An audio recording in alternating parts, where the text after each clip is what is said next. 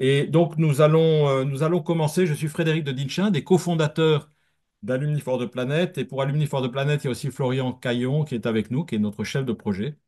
Voilà. Et donc, je vais tout de suite euh, introduire ce webinaire, donc, qui est un webinaire dont le titre est S'engager pour le climat et l'environnement en Méditerranée, enjeux et actions concrètes, qui aura un expert, Philippe Drobinski, et une témoin, Imen Esbri, qui est co-organisé par l'Agence universitaire de la francophonie, région Afrique du Nord. Et donc, je passe la parole à son directeur, qui nous fait le plaisir et l'honneur d'être avec nous aujourd'hui. Donc, Giovanni Agresti, la parole est à vous. Merci Frédéric, merci Florian, merci chers et chers collègues.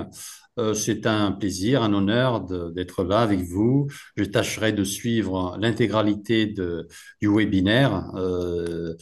On essaiera parce que évidemment le sujet nous intéresse au plus haut point. Alors la coopération entre l'AUF et Alumni for the Planet date déjà de 2023, si je ne m'abuse. On a déjà mené des actions conjointement.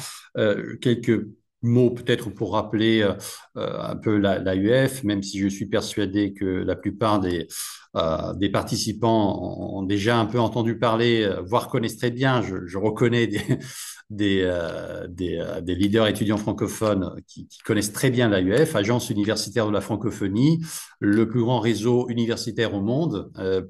Et c'est un réseau francophone, donc avec plus de 1000 établissements membres dans la région Afrique du Nord, qui va de la Mauritanie jusqu'à la Libye, donc la Méditerranée et au-delà, on va dire. 130 à peu près établissements membres et des piliers d'une stratégie qui est décidée évidemment collégialement au niveau international, qui se termine cette année, qui sera probablement reconduite à partir de l'année prochaine et qui repose sur des piliers comme la formation des formateurs, la valorisation de la recherche scientifique, l'employabilité en entrepreneuriat notamment des étudiants, des masterants, des doctorants en particulier, et puis toute une panoplie d'actions liées à la gouvernance des universités, mais tous les projets qui se font, qui se conçoivent et qui se réalisent, évidemment, doivent tenir compte de la responsabilité sociétale des universités, des entreprises, et donc tout ce qui se fait au nom du développement et du développement durable. Et nous savons que le développement durable, parfois, sonne comme un oxymore, un peu comme la croissance verte. La croissance verte, ça peut être intéressant, mais il faut la repenser vraiment à l'aune du vivant. Et donc, notre vivant, notre territoire, notre environnement, c'est largement la Méditerranée, un territoire de culture, de connexion, d'opportunités, mais aussi de souffrance. Et donc, on est vraiment ravis de pouvoir co-héberger hein, ce séminaire. Alors, parmi les actions, les outils, les dispositifs que met en place l'AUF, il y a aussi les clubs leaders étudiants francophones. Évidemment, les jeunes sont en première ligne pour toutes les questions d'environnement, de durabilité. Ils ont plus de futur que de passé hein, devant eux. Et donc, c'est avec leur concours qu'on essaie de travailler à notre niveau pour un présent, un avenir plus viable.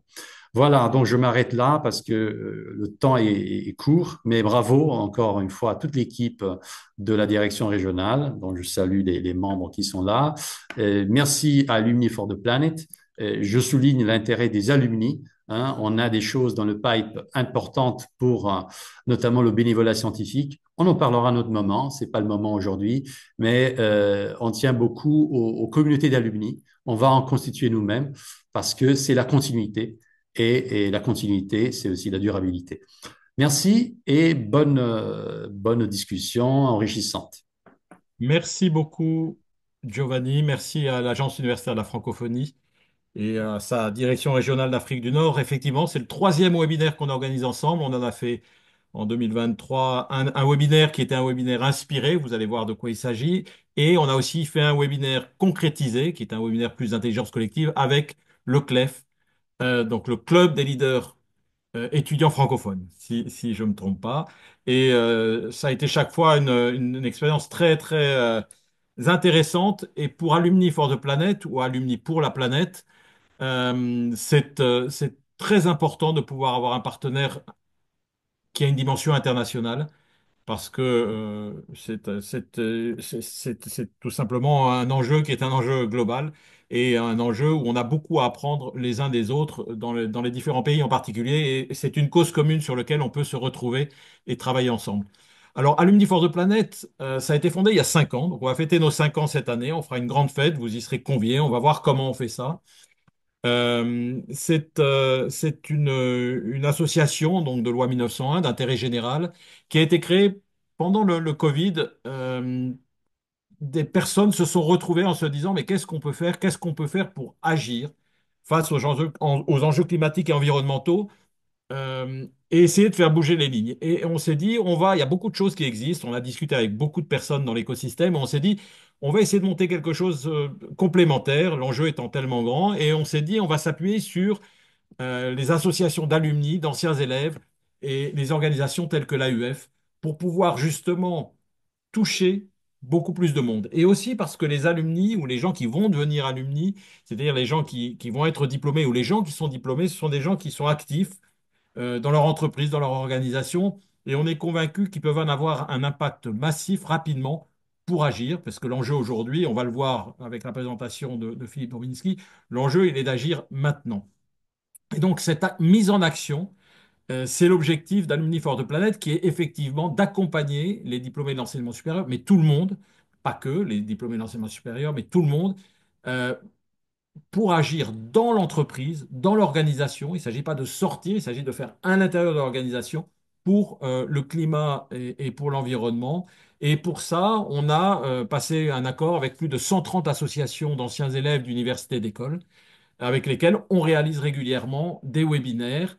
Alors, on a deux types de webinaires. On a un premier webinaire qui est un webinaire pour se mettre en marche, qu'on appelle Inspirer le passage à l'action. C'est celui d'aujourd'hui qui est ouvert à tout le monde et qui est un webinaire où on va faire témoigner une personne qui s'est engagée dans son écosystème, alors que rien au départ le ou l'a poussé, mais elle a ou il a réussi à se mettre en action et c'est intéressant de voir quelles sont un peu les clés de mise en action, les clés pour passer à l'action.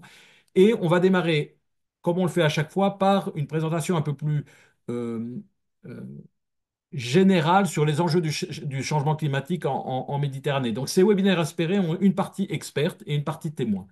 Et ensuite, on a un deuxième type de webinaire qu'on propose. On en a fait une trentaine ou une quarantaine de webinaires inspirés depuis qu'on existe. On a fait aussi une trentaine ou une quarantaine de webinaires qui s'appellent concrétiser le passage à l'action, concrétiser l'action dans la durée, qui est un webinaire d'intelligence collective où là c'est un peu différent. Les personnes qui viennent, donc les participants, vous qui êtes là aujourd'hui, viennent avec un projet et on les accompagne. Donc ce sont des webinaires où il y a plutôt une dizaine ou une quinzaine de personnes et on accompagne ces personnes pendant 2 heures pour les aider à formaliser leur projet, à les faire avancer sur leur projet. On a mis dans le chat les prochains événements et en particulier un webinaire concrétisé. Et donc, avec l'Agence universelle de la francophonie, on a fait un webinaire inspiré avec Mustapha Bennouna, qui est une personne qui travaille ou qui travaillait à l'Université Euromède de Fès, et avec Philippe Dominski. Donc, c'était un premier webinaire. Et on a fait aussi un webinaire avec les membres du CLEF, une quinzaine d'étudiants, pour eux les accompagner à concrétiser leur projet. On a une marraine que vous connaissez peut-être, qui est Valérie Masson-Delmotte, qui est climatologue, qui a été aussi une des co-rédactrices d'un des rapports du GIEC, donc le groupement intergouvernemental des experts sur le changement climatique, qui est une climatologue, paléontologue très connue, et qui est notre marraine et qui nous accompagne depuis le début. Et on a aussi, et c'est important, un conseil scientifique qui garantit le sérieux d'un point de vue technique de ce qu'on fait et des activités qu'on a, et aussi pour nous guider. On a une dizaine d'experts de haut niveau, et je salue ici la présence de notre expert qui est aussi un membre du conseil scientifique, Philippe Drobinski, qui va justement aujourd'hui nous présenter les enjeux climatiques en Méditerranée. Je termine juste en disant que on a des tas de projets. N'hésitez pas à nous suivre sur notre site internet. Et aussi, on est très désireux, mais vraiment très désireux, de recevoir le soutien de bénévoles qui puissent se joindre à nous pour amplifier notre action. Aujourd'hui, on a une quinzaine ou une vingtaine de bénévoles. On a un chef de projet qui est là pour coordonner l'ensemble, mais on a besoin de votre aide pour pouvoir continuer à travailler. Donc, n'hésitez pas à nous contacter, à contacter Florian pour proposer vos services. C'est très important. Donc maintenant, je vais passer, la première partie de notre webinaire va démarrer avec Philippe Dorbinski, qui est un climatologue, directeur de laboratoire, du laboratoire de météorologie dynamique et du Centre Energy for Climate, qui a été très impliqué dans les rapports et du GIEC et du MEDEC, qui est, on peut dire, le GIEC au niveau de la Méditerranée, en incluant aussi les aspects environnementaux. C'est ça qui est très intéressant également. Et donc, Philippe va nous parler des enjeux climatiques globaux et en Méditerranée. Ça va être une présentation d'une quinzaine et d'une vingtaine de minutes, à une vingtaine de minutes. N'hésitez pas à mettre votre question dans le chat, puisqu'après, on aura un petit temps de questions-réponses avant de passer à la seconde partie de ce webinaire. Philippe, merci d'être avec nous. La parole et le micro et la vidéo est à toi. Eh bien, écoutez, merci à Alumni for the Planet de m'inviter donc pour présenter, surtout dans un contexte qui me touche beaucoup, puisque effectivement, je suis un climatologue, mais un climatologue de la Méditerranée. Donc, c'est toujours pour moi un plaisir d'intervenir dans le contexte organisé par l'UF. C'est la deuxième fois pour moi, et donc de pouvoir montrer un petit peu de donner un bref panorama des questions de changement climatique dans la région. Voilà, donc comme l'a dit Frédéric en introduction, donc ce que je vais faire, c'est que je vais faire en fait une synthèse de ce que l'on sait sur le changement climatique régional, hein, donc la projection du changement climatique en Méditerranée et ses impacts. Et cette synthèse, elle est issue de deux rapports fondateurs qui sont d'une part le rapport du MEDEC, qui est effectivement peut-être vu comme un GIEC méditerranéen. Donc c'est le premier rapport d'évaluation qui a été publié, qui est sorti en 2020. Et puis 2 ans plus tard, ou 1 an plus tard, non 2 ans plus tard d'ailleurs, donc dans le groupe 2, dans le rapport du groupe 2 du GIEC, eh bien pour la première fois, donc il y a eu aussi donc un chapitre dédié à la Méditerranée. Hop, voilà. Et donc, je reprends ce que je viens juste de dire, c'est que avant le dernier rapport du GIEC, on n'a jamais regardé la Méditerranée de près. C'est le MEDEC qui s'en est emparé on va dire, il y a un petit peu, à peu près 10 ans, où il y avait une dynamique assez forte entre les scientifiques, les climatologues, les gens qui étudient l'environnement. Donc en Méditerranée, il y avait une dynamique assez forte et de nombreuses collaborations à cette époque, mais qui ne se faisaient pas forcément dans un cadre de type évaluation globale. Et donc le MEDEC, je dirais, a créé l'environnement pour que toute cette communauté de scientifiques puisse collaborer ensemble et surtout faire, encore une fois, une évaluation globale de l'état du changement climatique et de l'environnement donc dans la région. Euh, ce MEDEC a ensuite justement été sollicité, puisque un certain nombre de climatologues du MEDEC sont aussi des contributeurs au rapport du GIEC, et bien du coup ont pu pousser aussi pour que dans le dernier rapport du GIEC qui faisait pour la première fois des focus régionaux, et bien puisse faire rentrer la Méditerranée donc dans ce dernier rapport. Et ça, ce n'est pas anodin parce que comme je vous le montre sur la figure, euh, lorsqu'on parle souvent de régions, on parle souvent de régions continentales. C'est-à-dire qu'on découpe le monde en régions et en gros, on peut imaginer l'Europe, on peut imaginer l'Afrique du Nord, on peut imaginer l'Afrique centrale, etc., les États-Unis, enfin, ou l'Amérique du Nord.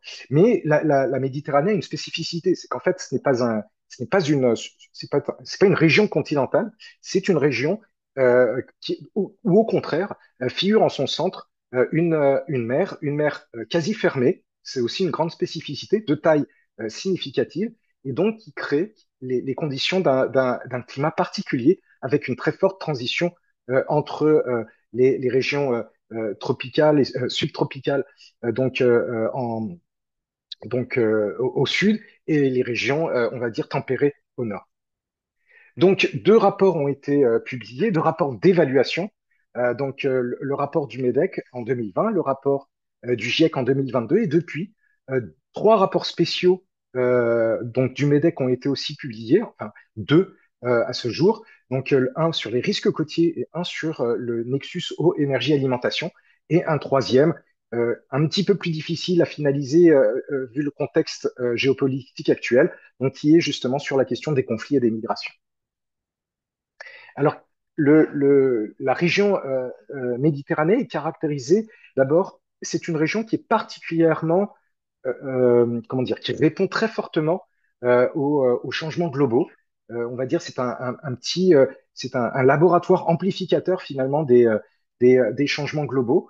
Et donc parmi les moteurs de ces changements se trouve bien évidemment le changement climatique hein, en première ligne, mais aussi, et ça c'est important, la pression démographique avec une démographie qui augmente sur la rive sud de la Méditerranée, tend à au contraire stagner, voire décroître sur la rive nord, de la pollution, que ce soit de l'air et de l'eau, et des pratiques non soutenables, pratiques agricoles, pratiques comment dire des activités marines et l'invasion donc d'espèces non endémiques qui, on va dire, perturbent l'environnement régional.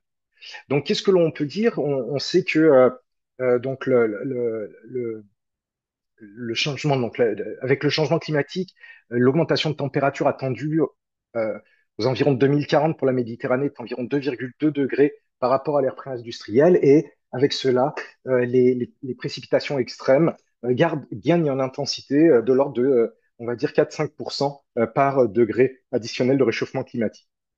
Et avec cela, donc à la fois dû au réchauffement des eaux euh, et à la fonte de certaines calottes glaciaires et glaciers, eh bien, le niveau de la mer devrait s'élever dans les conditions les plus sévères, de l'ordre de 1 mètre d'ici la fin du siècle. Comme je vous l'ai dit, donc il y a aussi d'autres moteurs de changement, facteurs de changement, que sont la pollution, l'urbanisation, la modernisation, et puis la surexploitation d'un certain nombre de ressources, particulièrement des ressources halieutiques, en mer Méditerranée. Alors ça, c'est vraiment quelque part la vision un petit peu synthétique de ce qui s'y passe. Donc la région Méditerranée se réchauffe plus vite que dans le reste du monde. Elle se réchauffe à environ 20% plus vite qu'ailleurs avec des conséquences qui deviennent très, comment dire, inquiétantes, hein, à la fois sur la sécurité, enfin sur les enjeux de santé hein, et les enjeux de sécurité. Donc avec l'augmentation de l'intensité et de la fréquence des canicules, donc qui crée un risque réel sur les populations vulnérables en matière de santé.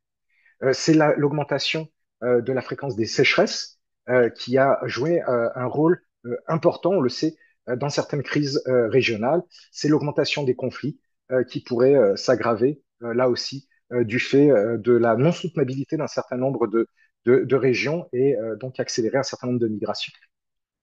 Les ressources en eau, je dirais que c'est presque ce qui caractérise le plus la région Méditerranée, c'est les ressources en eau qui sont critiques. Et il faut savoir que les climats méditerranéens, parce que il y a le climat méditerranéen n'est pas que comment dire, ne se déroule pas uniquement en région méditerranéenne. On peut le trouver par exemple sur la côte ouest des États-Unis. Eh bien, ce sont les seules régions dans le monde où actuellement il y a une augmentation avérée avec un niveau de confiance assez élevé donc de l'augmentation des sécheresses dans la région et surtout de l'attribution de cette tendance au réchauffement climatique. Donc, on a dans les 20 ans donc plus de 250 millions qui devraient subir plus de 250 millions d'individus en Méditerranée qui devraient être affectés par un manque d'eau, par des pénuries d'eau. Et l'accès à l'eau potable devrait décroître d'environ 15% donc qui est une des tendances les plus fortes dans le monde. En matière de sécurité alimentaire, bah, là aussi, sécheresse, canicule, et avec ça, l'arrivée de pathogènes non endémiques, eh bien, crée une vulnérabilité accrue en matière de sécurité alimentaire, avec des rendements qui sont amenés à diminuer, ainsi une diminution, encore une fois, des ressources marines, des ressources halieutiques. Et en ce qui concerne les écosystèmes, bien là aussi, la Méditerranée était un des points chauds, je dirais, d'une biodiversité endémique.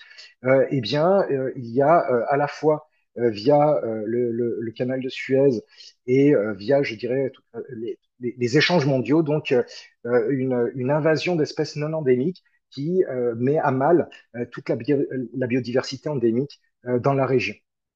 Donc, l'acidification des eaux causée par l'assimilation le flux de carbone océanique, eh bien là aussi est amené à diminuer les espèces marines.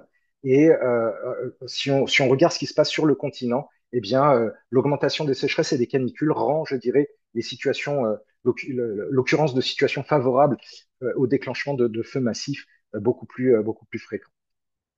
Voilà. Et en matière de niveau d'augmentation du niveau des mers, eh bien, le niveau pourrait dépasser les 1 mètre à la fin du siècle, dans le cas le plus émissif, ce qui n'est peut-être pas d'ailleurs la tendance sur laquelle on est. On serait plutôt sur un scénario un petit peu plus intermédiaire, et donc devrait toucher à peu près un tiers de la population de la région. Avec aussi une vulnérabilité accrue du fait qu'un certain nombre de zones urbaines majeures se trouvent actuellement sur les littoraux. Alors maintenant, si on regarde un tout petit peu comment dire, si on découpe, on va dire, la Méditerranée, la région Méditerranée en quatre, tout le monde ne vit pas les mêmes choses à la même vitesse et de la même façon. Donc ici, vous avez ce qui se passe dans le nord-ouest de la Méditerranée, le nord-est, le sud-ouest et le sud-est. Ce qui est certain, c'est que pour tout ce qui est tendance liée à la température, les canicules, les extrêmes de froid, la tendance moyenne, tout le monde, que ce soit sur la rive nord ou sud, tout le monde observe et subit les mêmes tendances, et ceci dans tous les scénarios. Pour ce qui est des précipitations, à l'heure actuelle, sur les précipitations moyennes, la tendance observée est encore difficile à complètement, comment dire, les observations du dernier siècle montrent une incertitude sur la tendance. Par contre, dans les projections à relativement court terme, hein, puisque le 1,5 degré est attendu d'ici un peu moins d'une dizaine d'années, eh bien, une tendance claire à la baisse des précipitations moyennes, se renforçant bien évidemment avec chaque degré de réchauffement climatique.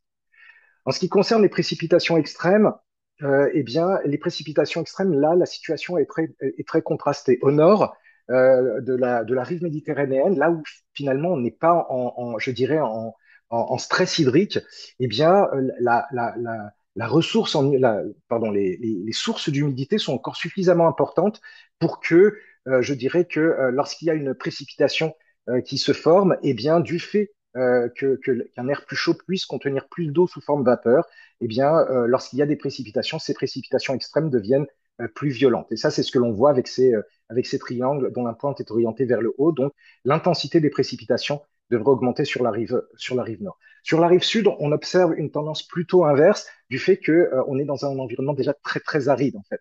C'est-à-dire qu'il n'y a pas suffisamment d'eau même pour alimenter les précipitations. Les conditions sèches devraient se retrouver dans toute la région du monde. Et en ce qui concerne le vent, eh bien, il devrait être à la baisse à peu près dans toutes les régions, sauf au nord-est de la Méditerranée, avec un renforcement des étésiens, qui sont les vents régionaux qui soufflent du côté de la Grèce. Alors ça a des conséquences sur un certain nombre de risques, hein. Le risque bien sûr d'inconfort thermique, ça c'est clair. On est sur quelque chose qui est un impact très négatif et avec un très niveau de confiance. Sur la disponibilité, donc l'accès et la qualité de l'eau, là aussi, l'impact est négatif avec un niveau de confiance fort.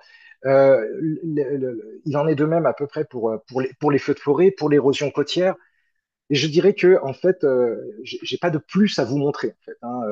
Ici, vous avez vu que il y a un impact qui pourrait être positif s'il y avait eu un plus, il n'y en a pas. Donc en fait, bien sûr, les prospectives pour la région méditerranée ne sont pas positives, justement. Alors, si on essaie de voir quels sont les risques majeurs de la Méditerranée, donc là, le dernier rapport du GIEC a justement regardé ce qui se faisait par région et donc a inclus la Méditerranée, ce qui était une nouveauté dans le rapport du GIEC, et donc a identifié ce qu'il a appelé quatre risques majeurs pour la Méditerranée, que vous trouvez ici avec marqué KR, donc pour Key Risk, donc là où on trouve d'abord lié à l'augmentation des températures, des risques liés à la santé et au confort, donc avec donc un inconfort lié à ces canicules. La production, la sécurité alimentaire se trouve très affectée du fait de l'augmentation des canicules et des sécheresses. La qualité et l'accès à l'eau deviennent un enjeu très fort en Méditerranée. Ça l'est déjà, en particulier sur la rive sud, mais on l'a déjà vu sur les quelques dizaines dernières d'années. Ça devient aussi extrêmement critique sur la rive nord. La situation en Espagne est assez catastrophique. Et enfin, donc il y a un quatrième risque identifié lié en particulier à l'érosion côtière, à l'augmentation du niveau de la mer, donc des risques liés à toutes les infrastructures côtières, mais aussi à une dimension culturelle très importante, puisqu'un certain nombre de sites culturels, de sites historiques se retrouvent aussi sur les côtes de la Méditerranée. Ça, c'est une façon de le cartographier. On voit ici donc les différents risques que je viens d'évoquer, que ce soit liés à l'héritage culturel, que ce soit lié au delta des rivières, donc avec donc l'augmentation du niveau de la mer, et puis les risques sur les écosystèmes, qu'ils soient terrestres ou marins, sur le risque de feu, etc. Et donc ça, vous le voyez, un certain nombre d'endroits, toutes les régions côtières que l'on voit ici affectées par, donc en rouge ici, c'est la densité de la population affectée par ces risques. Eh bien, vous voyez que elle se trouve très localisée sur le pourtour, avec ici un certain nombre de sites culturels fortement, comment dire, fortement menacés, et puis les risques que j'ai évoqués jusqu'à présent. Alors, si on regarde un petit peu le cas spécifique de l'augmentation du niveau de la mer, on voit que selon les projections, le niveau de la mer moyen en Méditerranée pourrait augmenter de 50 centimètres à 1 mètre. Donc ça, ce sont des scénarios. Donc ici, c'est le scénario le moins émissif, typiquement celui qui nous permettrait de maintenir le réchauffement climatique global en dessous de 2 degrés. Ce sont d'ailleurs les deux premiers scénarios qui nous permettraient de faire ça. Et puis ça, c'est le scénario le plus émissif. A priori, les politiques en place nous amèneraient plutôt sur un scénario intermédiaire de type SSP3 7.0, qui est donc le risque en rouge, qui est de toute façon un risque qui nous amène à peu près 3 degrés de réchauffement climatique global, c'est-à-dire bien au-dessus des 2 degrés contenus dans l'accord de Paris. Et donc, ce que vous voyez, c'est que sur dans les cas les plus extrêmes, à l'échéance de 2100, ou la moitié du siècle plus tard, on pourrait atteindre jusqu'à 1,7 mètre d'élévation du niveau de la mer. Et ça, c'est un petit peu les conséquences que ça pourrait avoir sur le delta du Nil, avec ici en violet toutes les régions qui seraient fortement exposées à la montée des eaux. Et donc, il y en a bien évidemment une population avec ici, bien évidemment, les populations menacées. Là, c'est pour le cas où justement on serait à 1,7 mètre du niveau de la mer, là plutôt à 0,75, c'est-à-dire ce qui se passerait environ à la fin en 2100, etc. Alors, beaucoup de choses ont été faites il faut savoir que comment dire, ces deltas, donc ces régions côtières de la Méditerranée qui se trouvent vraiment, si ce n'est en dessous du niveau de la mer, en tout cas affleurant le niveau de la mer, eh bien, représentent à peu près 37% de la côte, hein, du trait de côte, et hébergent 42 millions d'habitants. On est vraiment sur une zone à risque. Et en plus de ça, comme je vous l'ai expliqué, ce sont des zones où souvent il y a un héritage culturel très fort. Et par exemple, la ville de Venise a été très largement étudié dans la littérature et fait objet d'un petit peu est un petit peu un, comment dire, le cas qui a été le plus regardé sous tous ses angles, à la fois sous l'angle de sa vulnérabilité et sous l'angle aussi de l'adaptation. C'est ce que je vais un petit peu montrer ici. Donc là, ce sont des figures qui montrent en gros comment dans le lagon de Venise, eh bien, quelle serait l'année à partir de laquelle, enfin la période à partir de laquelle on pourrait excéder 50 centimètres de montée du niveau de la mer. Donc ici, on serait à peu près dans le scénario le plus émissif entre 2050 et 2100, donc environ à 2075. Dans le scénario le moins émissif, c'est bien sûr, on décalerait l'atteinte de ce niveau beaucoup plus tard au siècle prochain. Et donc ça, on le montre pour donc 50 centimètres d'élévation, 75 centimètres ou 120 centimètres, avec les conséquences que ça peut avoir, par exemple, sur le trafic maritime et sur les échanges entre la mer et le lagon. Donc avec une limitation, par exemple, dans cette situation-là, qui limiterait donc le trafic maritime pendant 2 mois durant l'année et avec donc des conséquences de plus en plus sévères au fur et à mesure que le niveau augmenterait. Alors, ce qui est intéressant de voir sur le lagon de Venise, c'est que beaucoup d'études ont été faites sur des stratégies d'adaptation, justement, et ils ont élaboré comment dire, des indicateurs donc sur l'efficacité du dispositif, sur comment dire, les impacts sociaux, culturels, économiques. Et donc, avec quand c'est rouge, bah, c'est pas très bon, quand c'est vert, c'est mieux. Et donc, ils ont regardé bah, d'abord quel était le coût de l'inaction, donc le coût est très fort, ou avec d'autres solutions, donc avec la solution de construire des digues habitées, un petit peu, donc qui donc seraient effectives, mais qui présenteraient un coût et un impact sur les écosystèmes très fort. Là aussi, la protection de digues par des digues un petit peu similaires, mais qui ne seraient pas habitées, qui seraient probablement un petit peu moins coûteuses. Euh, un dispositif de retrait où cette fois-ci on déplacerait tout simplement les habitations en les mettant en sécurité, mais alors qui serait très favorable, en une efficacité très grande, des coûts faibles et bien sûr un impact sur les écosystèmes qui serait là aussi plutôt faible, mais bien évidemment qui aurait un impact sur tous comment dire, les sites culturels et historiques qui pourraient, eux, être recouverts par les eaux.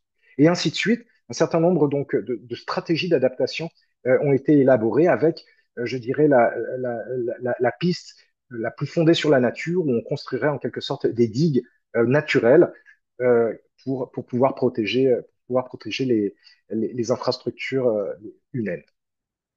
Alors, quasiment avant de conclure, souvent, l'action climatique se retrouve souvent très en lien avec ce qu'on appelle les objectifs de développement durable des Nations Unies, que ce soit, alors qui couvre à la fois une dimension sociale, une dimension bien évidemment environnementale, donc que ce soit sur bien évidemment la réduction de la pauvreté, l'amélioration des rendements agricoles, la couverture de santé, etc. Et donc ici, ce que ça montre, c'est une comparaison entre la rive nord et la rive sud de la Méditerranée. Et plus on va vers la droite, plus les objectifs sont en situation d'être atteints. Donc ce que l'on voit, c'est que de façon générale, ici, on est sur une augmentation globale. Hein, de façon générale, ça s'améliore, on va dire, sur les deux côtés de la rive sud. Mais bon, au nord, ça s'améliore plus vite qu'au sud, à l'exception donc du secteur de l'énergie, où là, les émissions de CO2 par habitant est beaucoup plus faible sur la rive sud que sur la rive nord, à la fois du fait d'infrastructures moins développées et donc d'un usage moins grand de l'énergie, et puis parce que dans certains pays, il y a déjà un déploiement assez rapide d'énergie alternative bas carbone. Voilà. Alors, qu'est-ce qu'on peut retenir de ces rapports d'évaluation? Bah, bon, qu'il y a des risques contrastés hein, qui se posent sur la région méditerranéenne. Donc, et donc le, euh, ces risques, on va dire contrastés, qui est posé à cette région, eh bien, dépendent on va dire, des actions qui sont entreprises en termes d'atténuation et d'adaptation. Alors, l'atténuation pourrait donc permettre éviter surtout un changement important du cycle hydrologique et une augmentation de la température. Et ça, c'est très très important car l'eau est vraiment la ressource vitale qui manque dans cette région et qui risque de manquer encore davantage à chaque dixième de degré de réchauffement climatique supplémentaire. Donc c'est un enjeu très très fort de pousser l'atténuation via ce risque très important. Bah, adapter. Alors, adapter tout d'abord, améliorer la résilience urbaine aux canicules, prévenir les pénuries d'eau, diminuer, donc éviter comment dire, les, euh, les pertes agricoles du fait de ces aléas et réduire les risques d'érosion et la submersion côtière. Euh, Tout ça nécessite des actions d'adaptation qui soit le plus intégré, c'est-à-dire qu'il ne regarde pas secteur par secteur. Le secteur de l'eau, c'est pareil du secteur de l'agriculture, c'est pareil du secteur de l'énergie, etc. Tout ça doit être traité de façon intégrée pour obtenir, on va dire, des solutions d'adaptation les plus transformatives, souvent d'ailleurs basées plutôt sur des changements de comportement, et éviter, si vous voulez, les situations de maladaptation comme on peut voir un petit peu en ce moment en France avec l'enjeu des méga-bassines. Voilà. Donc, un autre point qui a été soulevé qui me permet de faire le lien avec ce qui fait de nous, puisque moi aussi je suis un alumni, hein, nous sommes tous passés par l'enseignement supérieur et l'enseignement supérieur, c'est qu'il y a, et le rapport du GIEC est très clair, il faut partager et coproduire du savoir pour soutenir comment dire, l'action en matière d'adaptation et d'atténuation et améliorer la soutenabilité, la durabilité de la région méditerranéenne. Il faut mettre en place des politiques coopératives entre les différents secteurs qui impliquent différents groupes. Et là, on peut parler justement du groupe à la fois de citoyens, du groupe de l'entreprise. Donc là, encore une fois, les alumni doivent être mobilisés dans différents secteurs et considérer bien évidemment les différences à la fois sectorielles et régionales pour améliorer, je dirais, là aussi la durabilité des ressources dans la région. Donc le secteur de l'éducation supérieure, de la recherche, est vraiment au cœur de ces problématiques-là, au-delà bien évidemment de la production de connaissances. Eh bien, c'est une formation souvent multidisciplinaire qui permettent comment dire, qui permettent de mettre en place des actions systémiques parce que justement cette vision multidisciplinaire des enjeux et qui place, je dirais, au cœur même de sa mission la coproduction et le partage de savoir. Voilà. Ah, en plus de ça, bien évidemment, les établissements d'enseignement supérieur et de recherche sont le lieu d'innovation, de la démonstration de solutions et de la coopération internationale dans tous ces domaines. Alors, pour finir, c'est mon dernier slide. Frédéric m'a demandé quand même aussi de dire, mais qu'est-ce qu'on peut dire à l'échelle individuelle? Parce qu'effectivement, si on regarde ce qu'on appelle le triangle de l'inaction, c'est en fait l'individu qui passe la balle aux entreprises, qui passe la balle au gouvernement en disant, bah, moi, je peux rien faire si tu fais rien. Voilà. Or, en fait, on est tous acteurs de la transition tous au cœur de la recherche d'un monde plus durable.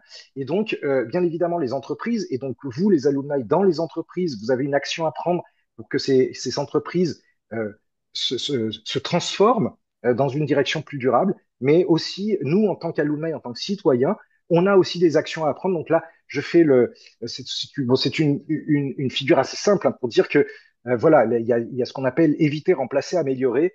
Donc, on est capable avec cette lecture-là, de mettre en place des actions. Donc ça, c'est la tonne de CO2 équivalent par personne, donc éviter.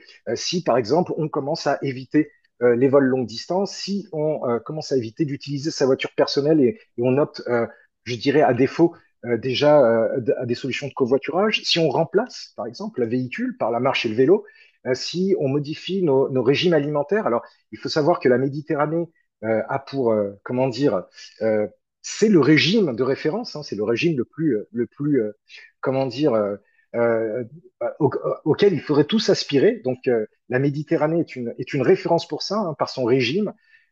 Et donc, mais bien évidemment, les dernières décennies, particulièrement sur la rive nord de la Méditerranée.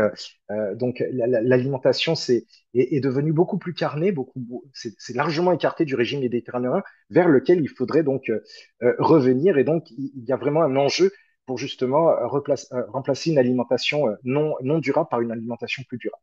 Donc je ne vais pas les passer tous en revue, mais là aussi, bien évidemment, le passage dans l'enseignement supérieur et de la recherche, c'est un élément clé pour euh, comment dire, sensibiliser euh, et faire prendre conscience, voilà, faire prendre conscience des enjeux climatiques, du développement au niveau individuel. Et voilà, c'est là-dessus que je terminerai. Et je vous remercie pour votre attention et j'espère que je n'ai pas été trop long. Merci Philippe. Alors, on gardera les questions pour la fin parce que je pense que tu as naturellement euh, engagé la deuxième partie de notre webinaire puisqu'il s'agit d'une présentation par Imen Esbri qui va se présenter et je la laisse se présenter parce que c'est un témoignage pour montrer justement qu'il est possible de passer à l'action, mais que passer à l'action, ça demande certaines clés, certaines démarches, certains engagements. Et l'idée ici est de donner des clés, pas du tout de donner des leçons, c'est pas du tout l'idée. Et je crois que euh, la, la- la première partie nous a donné conscience des enjeux euh, sur des bases scientifiques solides. Et cette deuxième partie va nous montrer qu'on peut passer à l'action et que pour agir dans son entreprise, en fait, c'est possible effectivement. Euh, Imen va commencer par une présentation, puis après, on fera un petit échange. Et ensuite, on remettra toutes les questions, aussi bien pour Imen et Philippe. Imen, la parole est à toi. Merci. Euh, je veux tout d'abord tiens à remercier Alumni for the Planet pour cette occasion, pour partager mon témoignage qui peut être inspirant et qui peut peut-être influencer tous ceux qui nous suivent cet après-midi. Je m'appelle Imen Hezbli, je vous parle de la Tunisie. Je suis juriste en droit de l'environnement, mais aussi journaliste passionné par l'environnement. Tout d'abord, je vais vous parler comment, parce que les gens me demandent souvent ce qui a nourri mon engagement pour ces enjeux.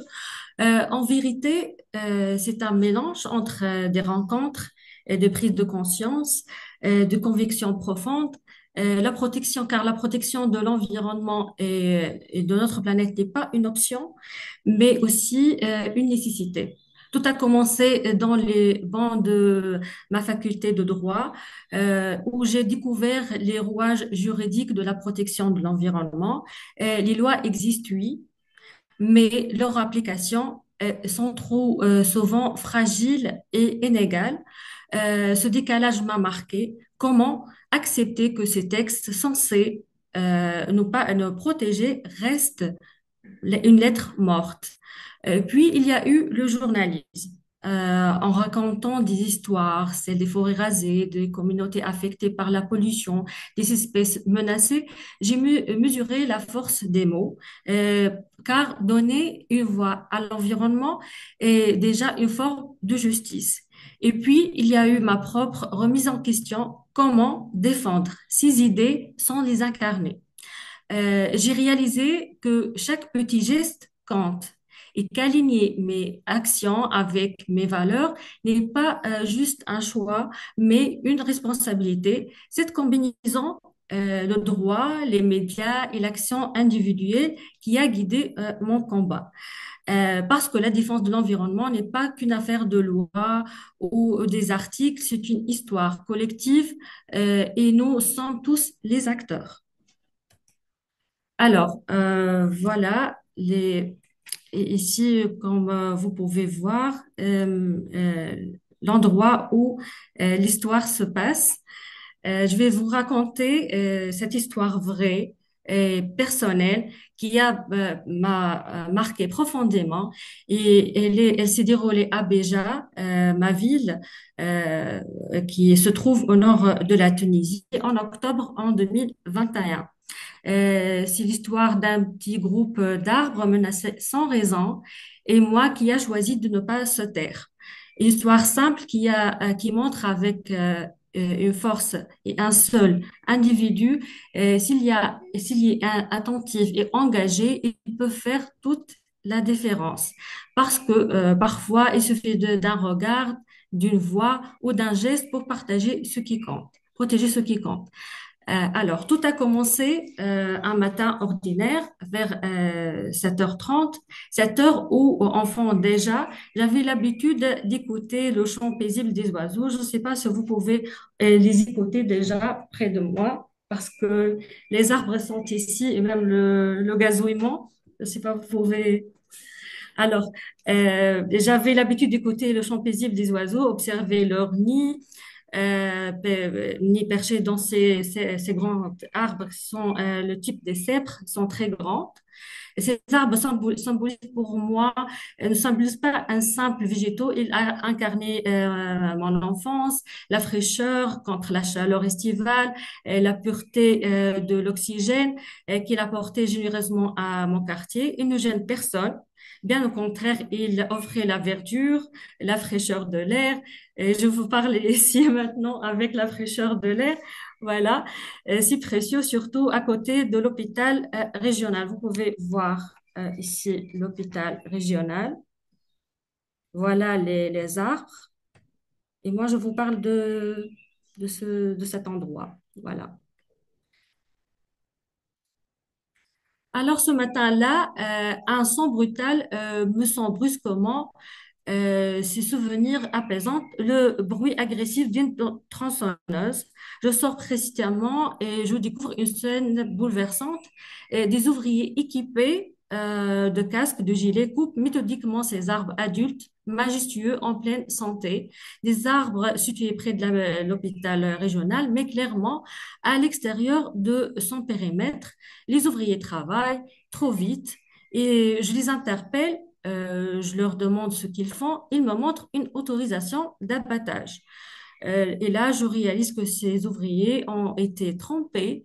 Ils agissent de bonne foi, mais sur la base d'une autorisation mal interprétée. L'autorisation concerne un terrain appartenant à l'hôpital pour la construction d'un centre Covid. Mais ce centre a été déjà construit et les arbres qui l'abattent sont loin de ce bâtiment et ils ne figurent pas dans le périmètre autorisé. Lorsque j'ai compris que les arbres abattus ne faisaient pas partie de la zone autorisée, j'ai senti une immense colère, mais aussi de la tristesse, car ces arbres faisaient partie de notre vie. Ils offraient de l'ombre, la fraîcheur, et là, on les détruisait sans raison claire, sans avertir personne et sans consultation. À ce moment-là, j'ai décidé de créer le chaos. Euh, Tout d'abord, j'ai stoppé les ouvriers, voilà. J'ai stoppé les ouvriers. Je leur expliquais que l'autorisation de l'abattage ne concerne pas ces arbres et qu'ils risquaient d'être tenus responsables. Je les ai mis face à une erreur grave dont ils n'étaient pas même conscients. J'ai documenté la scène, j'ai publié des photos, j'ai pris des notes, des témoignages, j'ai publié un message sur les réseaux sociaux, notamment sur Facebook. J'ai interpellé les pages citoyennes à Béja, les associations locales, les habitants, et j'ai raconté les faits à travers un live sur Facebook et j'ai appelé les gens à agir. La réaction a été rapide. En quelques heures, mon message a été partagé. Et les gens ont commencé à s'indigner, à poser des questions. Beaucoup ne savent même pas que l'abattage avait lieu. Et puis, j'ai activé aussi mes leviers, tous mes leviers possibles. J'ai envoyé un email à mon ancien professeur devenu ministre de l'Environnement. J'ai trouvé le contact du ministre de l'Agriculture. Je l'ai lui écrit pour lui demander de faire arrêter l'opération. Et j'ai contacté aussi la municipalité et précisément la police administrative pour défendre ces arbres et notamment notre esthétique urbaine et notre ville.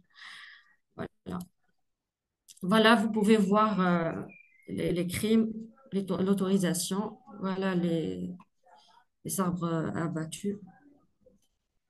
Tous ces publications, je les publiées sur les réseaux sociaux. Voilà. Et puis, en parallèle, j'ai mené ma propre enquête. J'ai contacté la direction aussi régionale des forêts, le gouvernorat, la direction régionale de l'agriculture.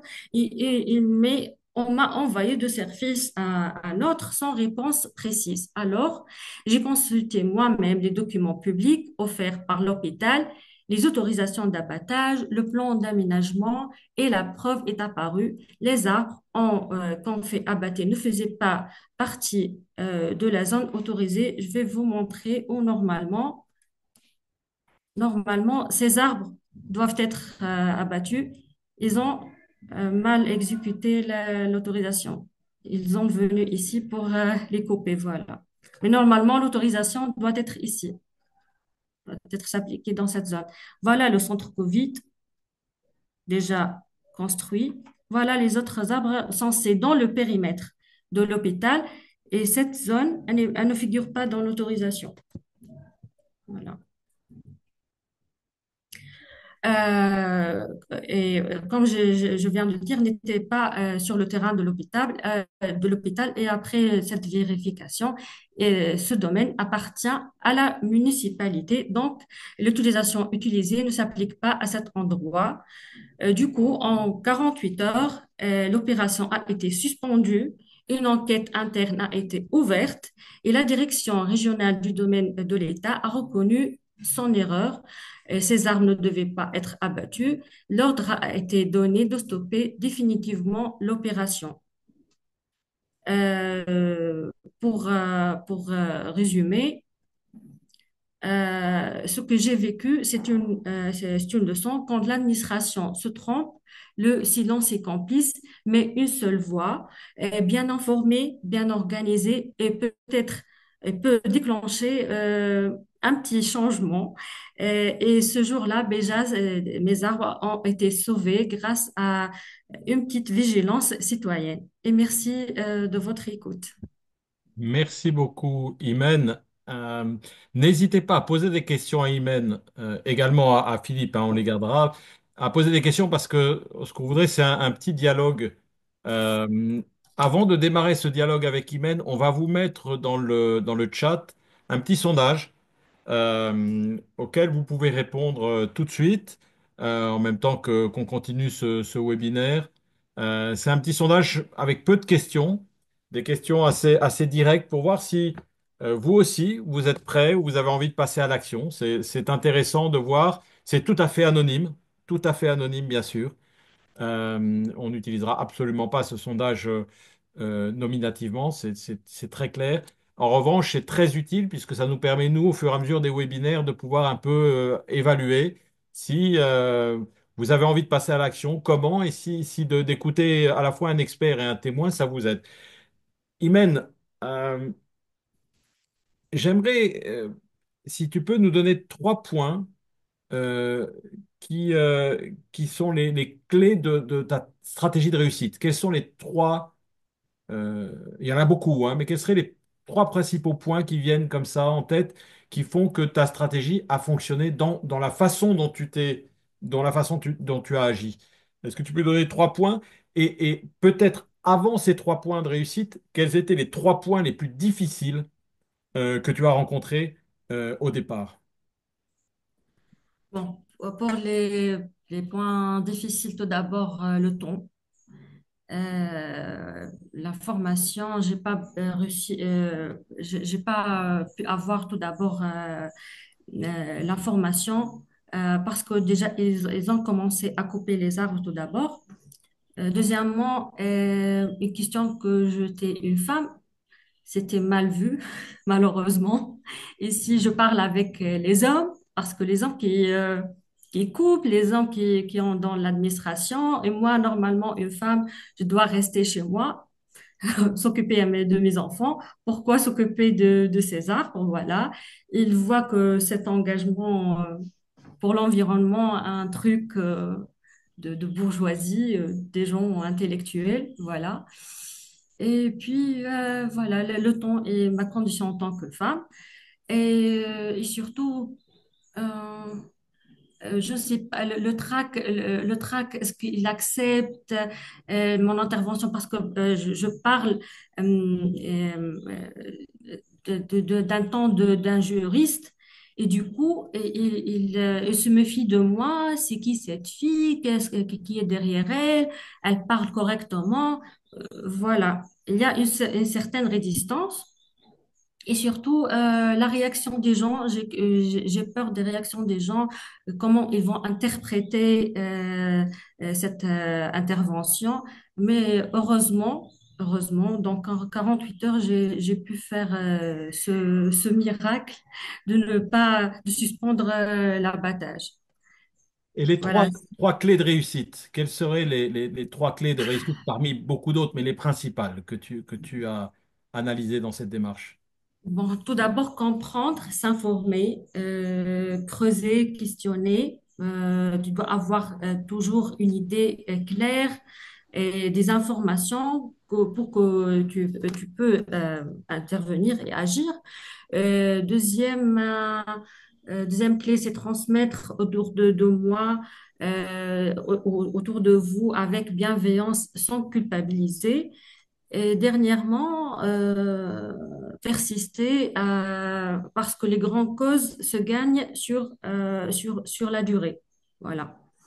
Et je crois que notre planète n'a pas besoin de héros parfaits, juste quelques-uns et qui passent à l'action à leur échelle. Voilà. Et sur ces clés de réussite, comment as-tu créé des alliances? Tu as écrit à des gens à très haut niveau, tu as réussi à convaincre aussi. Comment se sont faites ces alliances et quel conseil donnerais-tu à quelqu'un qui, dans une entreprise ou dans une organisation, veut faire quelque chose, mais peut-être a peur, hésite ou ne connaît pas les moyens de parler autour de lui et aussi à sa direction, par exemple? Tout d'abord, il faut créer son propre réseau, le réseautage, voilà. Lorsque on veut défendre la question environnementale, tout d'abord, on doit s'engager dans une association, participer à des webinaires, voilà, créer le carnet d'adresses, voilà. Et sympathiser avec les gens, s'informer bien s'il y a une question juridique. On peut trouver des juristes dans des associations ou dans les facultés à travers les webinaires, à travers les formations. On crée ce réseau car le message doit être, doit être transformé en une action grâce à ces gens, à leur expertise, à leur expérience. Du coup, on fait la mobilisation et surtout influencer sur les réseaux aussi sociaux qui ont un grand impact pour transmettre ces messages. Voilà. Encore une fois, je laisse aux participants le soin aussi de poser des questions dans le chat. Une autre question qui se pose, quand on s'engage dans son organisation, dans son entreprise, dans son écosystème, la difficulté souvent c'est la durée. C'est-à-dire on fait une première action, une deuxième action, parfois on a des échecs et ensuite on se décourage. Qu'est-ce qui fait que tu as continué dans le cas de ta ville natale, c'est-à-dire que tu es allé jusqu'au bout? Ça n'a pas toujours été facile. Oui. Et peut-être nous raconter justement comment tu as géré cette action dans la durée, dans le cas de ces arbres de ta ville natale, mais également peut-être nous donner un autre exemple, parce que tu continues à agir. Donc comment agir dans la durée? Bon, moi, comme exemple, je continue à agir à travers le réseautage, encore une fois. J'essaie de créer ma propre carnet d'adresses, être bien informée d'actualités, des rapports scientifiques. J'essaie de publier, de transmettre le message sur les réseaux sociaux. Et puis, tu peux créer une certaine crédibilité, une certaine aussi expertise, soit dans le milieu professionnel, dans des rencontres. Et puis, tout ça peut t'aider à creuser même, même les grands problèmes. Voilà. Et tu nous as dit aussi que tu étais à la fois journaliste environnemental, mais aussi Oui. juriste environnemental. Est-ce que tu travailles sur des sujets euh, juridiques pour faire Oui. justement bouger, pas forcément les lois, parce que tu disais que les lois étaient là, mais peut-être les réglementations ou la mise en œuvre des lois dans ton environnement? Oui, mais parfois, j'ai publié quelques articles lorsque je creuse parfois les lois et les textes et les conventions. J'ai découvert un jour qu'il y a une convention de CITES qui n'était pas, qui était ratifiée en 1974, mais elle n'était pas applicable encore. Et du coup, les faunes qui sont qui sont en danger. Cette convention n'a pas protégé dans les tribunaux et tout. J'ai publié un article sur l'importance des caméléons qui sont des animaux menacés. Et grâce à cet article, la présidence de la République l'a lu et elle s'est intervenue par un projet de loi. Elle a transmis à notre Assemblée de peuple et il était publié le 22 février 2024. Voilà, c'est une autre réussite. C'est très important de célébrer aussi les réussites. Il y a une question très importante qui a été posée par Karima, que je vais lire. Peut-on vraiment avoir un impact significatif à l'échelle individuelle ou faut-il privilégier l'action collective et institutionnelle? Oui, la combinaison, elle est nécessaire. Tout d'abord, euh, moi, c'est grâce à l'information juridique en droit de l'environnement et puis mon expertise, j'ai créé à travers mon travail des contacts avec les institutions et tout, à travers ce mélange. Et surtout, j'adresse le message vers l'institution ou le public censé être informé et créer ce réseau à travers aussi les institutions peut impacter et changer les choses. Voilà. Merci, Men. Euh, on va passer à quelques questions pour Philippe, mais avant, peut-être, Imen, il y aura d'autres questions qui risquent d'arriver, qui vont arriver. Euh, quel conseil, un conseil donnerais-tu à aujourd'hui des gens qui hésitent, qui se sentent anxieux vis-à-vis du changement climatique, des dérèglements environnementaux, mais qui ne savent pas comment faire le pas vers une action concrète? Quel conseil donnerais-tu, toi qui as quand même pris des risques, avancé, continué à travailler sur le sujet, mais comment faire le premier pas? La durée, c'est difficile, mais le premier pas, c'est aussi difficile. Quel conseil, un ou deux conseils donnerais-tu, de ton point de vue, aux personnes qui veulent passer à l'action? Là, c'est à moi qui D'abord, ai posé le... Non, Pardon, je sais pas qui... c'était pour Imen. Philippe, D'accord, après, il y a des questions qu'on va te poser. C'est la dernière question pour Imen ça et après on marche. bascule sur des questions pour Ok, toi. non, non, je pouvais répondre à celle-là aussi, c'est pour ça que je Ah ne savais ben, pas trop. ça sera. tout d'abord, ce webinaire est un témoin du premier engagement pour s'informer sur les défis du changement climatique, car chaque région a sa spécificité, a ses propres problèmes, a sa propre défi. Du coup, les questions dans le Sahara, c'est pas les mêmes questions dans le nord de la Tunisie, non, même ni dans le Maroc, ni en France. Chaque région a sa propre spécificité. Deuxièmement, comme j'avais dit avant, normalement, les individus s'intègrent dans des associations, des forums, s'informer d'actualités.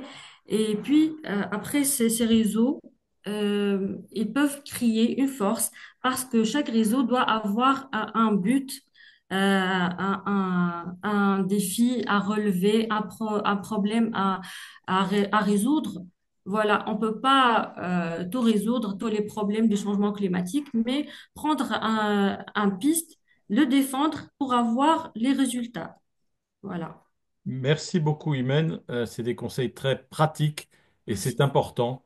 Et on va vous mettre aussi dans le chat la possibilité de rejoindre le réseau Alumni for the Planet, où justement Oui. vous pouvez échanger avec d'autres alumni, d'autres membres qui s'engagent dans le réseau Alumni for the Planet. Et on a monté des opérations, par exemple, avec tous les alumni d'EDF, Mm. une quarantaine qui sont inscrits dans le réseau Alumni for the Planet et on a monté une activité avec la direction générale d'EDF, nous Alumni for the Planet et la direction générale d'EDF avec un cycle de 8 conférences à l'issue duquel il y a eu un rapport et qui en particulier fait rentrer la notion de sobriété qui est une notion qui est compliquée. Giovanni a parlé aussi à un moment, si je ne me trompe pas, ou Philippe, de la décroissance de la croissance verte ou de la... Voilà, c'est peut-être des oxymores. Et donc, c'est des sujets qu'il faut faire rentrer et on agit tous dans le même sens. Donc, Philippe, il y a des questions techniques et bien sûr, cette question de comment passer à l'action euh, et ton expérience personnelle nous intéresse parce que maintenant, tu es pas seulement passé dans l'action, mais tu es dans le chaudron malheureusement le chaudron climatique. Donc il y a cette première question qui est une question plus du passage à l'action. Maintenant, il y a deux questions techniques. Le rapport MEDEC mentionne plusieurs scénarios d'évolution du climat en Méditerranée. Quel est le plus probable si nous ne changeons rien?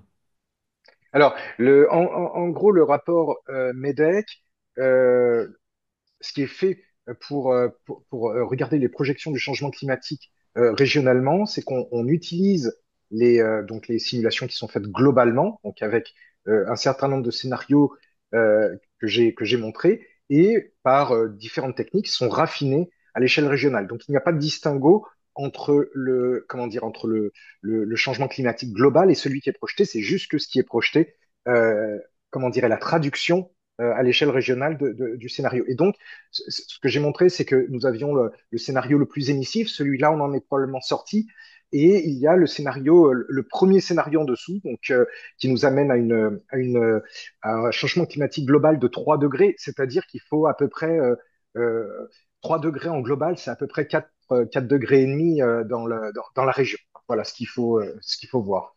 Donc ce n'est pas le plus émissif, c'est celui qui est juste en dessous, on va dire.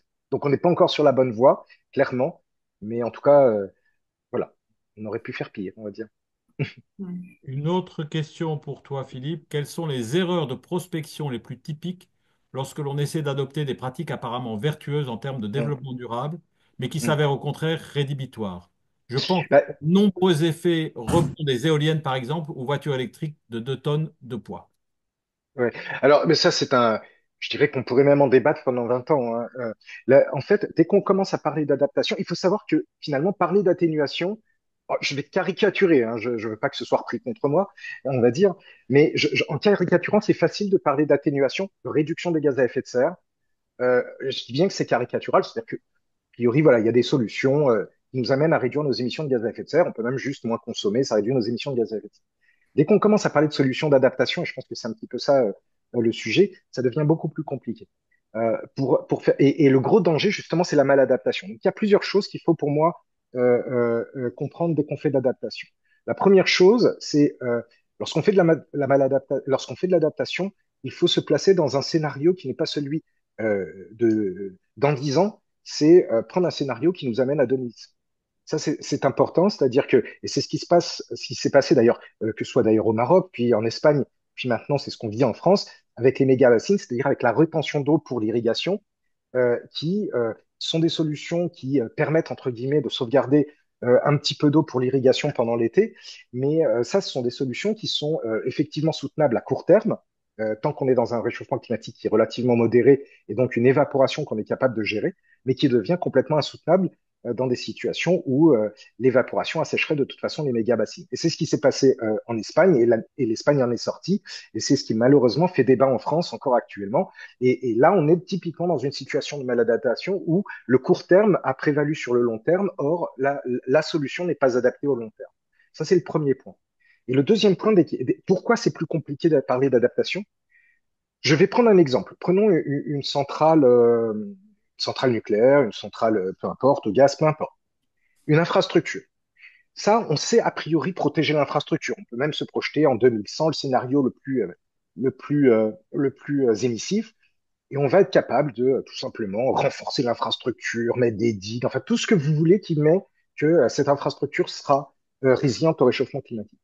Et souvent, là où ça devient beaucoup plus, où la vulnérabilité de l'infrastructure devient beaucoup plus subtile, c'est dès qu'on parle du service rendu par l'infrastructure. Si on prend une infrastructure énergétique, je reprends l'exemple d'une centrale nucléaire. Alors, je prends l'exemple d'une centrale nucléaire parce qu'il y a des enjeux de sécurité qui sont importants.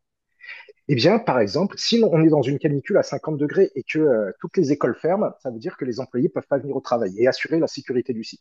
S'il y a des inondations, eh bien, on peut avoir mis en sécurité l'infrastructure, mais le service rendu peut être mis en défaut et même créer un risque si là aussi les services de secours ne peuvent pas accéder à l'infrastructure, si les employés ne peuvent pas accéder à l'infrastructure. Donc, on voit que la difficulté dès qu'on parle d'adaptation, c'est que tous les secteurs sont très interconnectés et que la vulnérabilité du service rendu peut dépendre de la vulnérabilité beaucoup plus cachée on va dire, pour simplifier un petit peu le discours, qui pourrait entraver la chaîne d'approvisionnement, que ce soit en ressources humaines, les employés qui viendraient sur site, etc., ou même la chaîne d'approvisionnement éventuellement de matériaux critiques. Donc, c'est vrai que c'est beaucoup plus compliqué de parler d'adaptation et que les risques de maladaptation peuvent être significatifs si on n'a pas exploré, si on n'a pas fait vraiment la cartographie complète des différentes sources de vulnérabilité du service rendu par le secteur d'activité, par l'infrastructure, etc. Merci Philippe. J'espère avoir été clair. Merci. Effectivement, c'est une discussion qui mériterait un webinaire en tant que tel. Merci d'avoir été concis. Un remerciement à Imen de la part d'un participant concernant sa capacité pour inspirer. Merci. Et une question pour Philippe. Si vous aviez un message à adresser aux jeunes, Philippe, aux jeunes étudiants qui veulent agir pour le climat, quel serait ce message? Ça, c'est pas la question la plus facile. Euh, euh, je- pour, euh, je vais, je pense qu'il d'abord faut que les jeunes puissent dire on part d'une page blanche, tout est à faire et donc toutes les opportunités pour eux à inventer sont là. Et ça me semble comment dire, ça me semble important. L'autre chose que je veux dire de toute façon pour les jeunes ou pas les jeunes d'ailleurs, c'est que si on reparle du passage à l'action, euh, il faut avoir une grande humilité par rapport aux défis qui nous attendent. Je veux dire, moi, je suis pas ici pour donner un cours, je suis juste ici pour partager un certain savoir, mais pas pour donner, mais pas pour être condescendant et vous dire que j'ai la vérité. Sinon, si j'avais la vérité, si j'avais les solutions, je serais pas là. Je serais probablement ailleurs en train de mettre en place tout ça. Donc, d'abord, une grande humilité. C'est complexe. Donc, euh, tout geste, toute action est la bienvenue, mais pas forcément facile à prendre. Donc, j'ai deux messages qui rejoignent qui vont compléter ce qu'a dit Imen. C'est, d'une part, ne cherchons pas, quand il faut passer à l'action, à chercher ce qui va avoir le plus de résultats, mais ce qui va demander le moins d'efforts. Parce que ce que disait à un moment Frédéric, c'est comment est-ce qu'on fait durer ce passage à l'action. Ce passage à l'action fait que c'est très difficile de complètement changer radicalement nos façons de vivre, nos comportements, etc. Donc, commencer par de façon un peu incrémentale, par passer la première action est souvent la plus difficile à faire. Et donc, si c'est celle qui demande le moins d'efforts, bah, au moins elle sera faite. Parce que généralement, une fois que la première étape est faite, on est sur une dynamique positive qui nous rend beaucoup plus facile de passer à l'action d'après. Donc ça, c'est le premier message. Ne cherchons pas forcément l'action la plus impactante, mais celle qu'on va pouvoir faire durer et celle qui va pouvoir enclencher une dynamique. Ça, c'est le premier point. Et le deuxième point, qui revient encore une fois sur ce qu'est Alumni for the Planet, c'est le rôle du collectif. Les, c'est pas souvent facile de savoir comment agir, ce qu'il faut faire, ce qui est bon, ce qui est pas bon, etc. Et le fait de partager, de pouvoir construire collectivement des actions, de pouvoir dire ah bah tiens, par l'échange, dire ah bah tiens ça j'y avais pas pensé, pourquoi pas faire ça? Je pense que le collectif que ce soit dans des administrations publiques, que ce soit dans des entreprises, le collectif est essentiel pour pouvoir accélérer l'action. Merci. J'ai une question pour Imen et Philippe sur le gaspillage. L'élimination et la réduction du gaspillage sont des stratégies clés pour minimiser l'impact environnemental, entre autres le changement climatique, et promouvoir un mode de vie plus durable. La question, comment faire face au gaspillage? Quelle action concrète à adopter au niveau des individus, des entreprises et des gouvernements? Imen en une minute et Philippe en une minute, si vous pouvez répondre à cette question. Bon, pour moi, ma propre expérience pour la question du gaspillage, en tant que journaliste, on a publié l'année dernière des capsules, comment euh, euh, valoriser le pain. Le pain, du coup, on donne des solutions, comment recycler le pain à travers des recettes à la maison. C'est une sorte de valorisation. Du coup, je vois que la recherche de la matière, comme les solutions, comment faire le recyclage et mais simplifier les terres et donner des astuces et des techniques simples pour engager soit les enfants, soit les femmes, soit les associations, pour être efficaces et passer à l'action. Voilà. Philippe?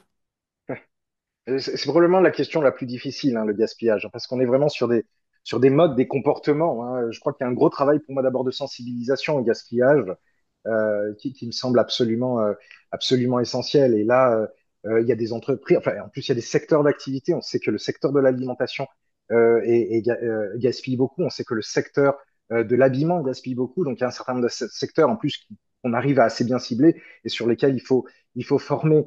Et à leur trouver effectivement comment. Alors, il y a un certain nombre d'initiatives, hein. Alors, je ne sais pas quels seraient les pendants ailleurs dans les autres pays de la Méditerranée, mais en France, il y a un Too Good To Go, c'est-à-dire que voilà, en fin de journée, on peut aller chercher des plats qui n'auraient pas trouvé preneur dans les restaurants à bon marché et puis les acheter en fin de journée. Donc, il y a des initiatives qui se prennent pour effectivement limiter le gaspillage. Le gaspillage alimentaire pose beaucoup de questions parce que derrière, il y a aussi des problématiques de sécurité alimentaire, enfin de risques en matière d'hygiène, etc. Et après, bon, il y a effectivement des secteurs d'activité, le fast fashion, etc., enfin, qui sont absolument une catastrophe pour la planète. Et je dois avouer que je connais pas bien les leviers qu'il faudrait prendre, mais c'est sûr que l'État probablement a un rôle à jouer aussi pour pouvoir empêcher ce type d'activité de prospérer, hein, c'est clair. Voilà. Mais voilà, je sais, j'ai pas de bonnes réponses à apporter là-dessus, mais c'est un gros enjeu. Mais la sensibilisation, pour moi, c'est au moins le premier levier sur lequel il faut appuyer. Alors, un commentaire et une question. D'abord, un grand merci à Philippe et Imen. Il y en a plusieurs qui sont mentionnés dans les commentaires. Je voudrais lire aussi le remerciement à Imen parce qu'il est important et très inspirant, je trouve. Merci à Imen pour son témoignage. J'ai particulièrement apprécié le rôle du regard vis-à-vis de l'environnement. Ces arbres sont également des souvenirs d'enfance. La durabilité est une question d'abord culturelle et je dirais même poétique avant que d'être une question technique. Il faut d'abord aimer son environnement et l'environnement en général pour s'en occuper avec soin.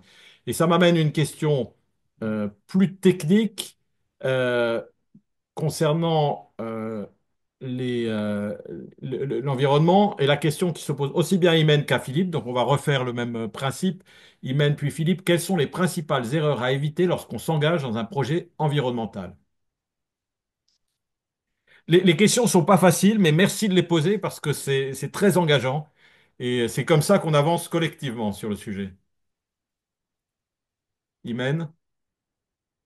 Si Imen veut réfléchir, moi je peux répondre. Je peux dire quelque chose, comme ça Vas-y Imen Philippe, vas-y Philippe, rebondira, parce que c'est toujours Imen qui parle la première, mais peut-être elle vas-y, a envie de vas-y Philippe. réfléchir un peu plus. Non, sur ce sujet, je dirais que pour moi, l'erreur à pas commettre, c'est comment dire, c'est d'avoir la perception qu'on sait de quoi on parle en fait. C'est-à-dire que l'ignorance est un frein à l'action et la connaissance doit être le moteur de l'action. On peut se tromper, par contre. C'est-à-dire que la connaissance nous permet de peser, de faire des choix, de peser les pour, les contre, d'identifier finalement les opportunités, etc. Donc ça, moi, je crois fondamentalement au besoin d'un socle de connaissances pour pouvoir agir. Après, euh, une fois qu'on agit, mais qu'on agit en conscience, qu'on agit sur la base de faits, de connaissances, on peut se tromper. Les résultats sont, tout est bien plus compliqué que ce qu'on peut croire quand même, et donc on peut se tromper. Mais au moins, euh, à avoir fait un choix, à avoir pris une action, il faut la faire de façon éclairée. Donc là aussi, pour moi, l'erreur à ne pas commettre, c'est d'y aller sans savoir. Et il faut bien préparer, se documenter, se sensibiliser, se former pour que s'engager dans une action dont on comprend au moins pourquoi elle peut avoir un sens. Après, ça marche pas, ça c'est une autre question. Imen. Oui, je partage un peu les idées de Philippe. Tout d'abord, il faut bien s'informer, surtout l'ignorance des dimensions économiques et sociales peut parfois être un détriment des plus précaires et privilégier aussi on doit alors privilégier des solutions accessibles pour éviter un rejet du mouvement, surtout écologique. On peut pas se confronter avec des gens, on ne sait pas leur réaction, peut-être ont subi une agressivité ou des tensions par les institutions de sécurité. Du coup, on doit bien s'informer et mesurer nos pas, bien euh, participer dans les formations de soft skills pour savoir la prise de parole, comment convaincre les gens et comment influencer les prendre dans votre camp pour la fin noble qui est défendre l'environnement. Voilà. Merci. On arrive à la fin de ce webinaire. Je laisserai Giovanni dire le mot de la fin s'il est d'accord. Euh, mais je voudrais, au nom de l'AUF, si je me permets, au nom d'Alumni for the Planet, remercier Imen et Philippe. On a eu aujourd'hui des interventions que je qualifierais d'exceptionnelles. C'est enregistré et je pense que c'est très encourageant, malgré les difficultés qu'on connaît sur le sujet climatique et environnemental et les difficultés dans la région méditerranéenne, de pouvoir être inspiré de cette façon et éclairé. Un grand merci. On partagera avec vous les résultats du sondage, mais qui sont très, très positifs sur vos interventions. Euh, N'hésitez pas à rejoindre Alumni for the Planet. N'hésitez pas à aller au prochain webinaire. Nous en ferons, j'espère, d'autres avec l'Agence universitaire de la francophonie et la région Afrique du Nord. Je laisse Giovanni conclure, si c'est possible, avec peut-être une note poétique. Ça nous inspirera tous. Merci, vraiment. Je réitère mes remerciements. C'était un moment intense. Je pense que le message est passé et que on se lève de table avec de l'appétit. Hein, donc, j'en suis sûr, j'ai même des propositions à vous faire avec Warpa notamment pour une suite éventuelle. Un grand merci. Hein, oui, tu souhaites une clôture un peu poétique. Je l'ai mis dans mon message. Je pense vraiment, je crois beaucoup dans le regard, la manière de voir les choses. C'était des souvenirs d'enfance, ces arbres. Effectivement, c'est la manière dans laquelle nous regardons le réel qui construit le réel, qui construit le sens. Le bûcheron peut voir de la matière première. L'ingénieur peut voir, voilà, une matière pour construire quelque chose. Et nous, on peut voir le refuge des oiseaux ou le havre de nos souvenirs d'enfance. Donc, c'est une richesse. Et je pense que il faut, au niveau aussi de la recherche universitaire, et l'AUF est engagée à ce niveau-là avec quelques programmes, notamment un programme qui s'appelle Savoir endogène, Savoir contemporain, de nouvelles alliances pour les ODD. Je pense qu'il faut aller vraiment dans la direction de la robustesse, de la diversification des expertises, des regards, des compétences, d'une part pour éviter de commettre des erreurs rédhibitoires, mais d'autre part pour montrer que sauver la planète, c'est sauver nous-mêmes, Mhm. et que certains choix qui pourraient apparaître des choix disons, qui nous imposent de renoncer à certains conforts, en réalité, ce sont des choix qui nous enrichissent. Et pour clôturer sur le mot croissance ou décroissance, je citerai Aurélien Barraud qui nous invite à éviter de nous faire voler les mots. La croissance peut être une croissance pas que économique, ça peut être une croissance du bien-être, croissance des interactions entre les individus, ça peut être une croissance du bonheur. Voilà, il ne faut pas que ça soit uniquement un aspect plus ou moins important de notre existence qui occupe toute la place. Et donc, le rôle aussi du volet humaniste, poétique, littéraire, créatif, est important pour aussi renverser la vapeur, inverser la vapeur plutôt, et voir les choses autrement. On peut se dire, on a tout à gagner à faire autrement. Maintenant, il s'agit ensemble, les scientifiques, les intellectuels, les artistes, les étudiants, les porteurs de savoir, parfois analphabètes, mais qui connaissent beaucoup mieux la vie que des gens très instruits, on va dire comme ça. Tous ensemble, on trouve des solutions pour un présent, un avenir plus intéressant parce que bon, le panorama qui se déploie devant nous n'est pas franchement gai. Voilà, donc c'est ça ma pensée et mon souhait. Au revoir à tous et merci.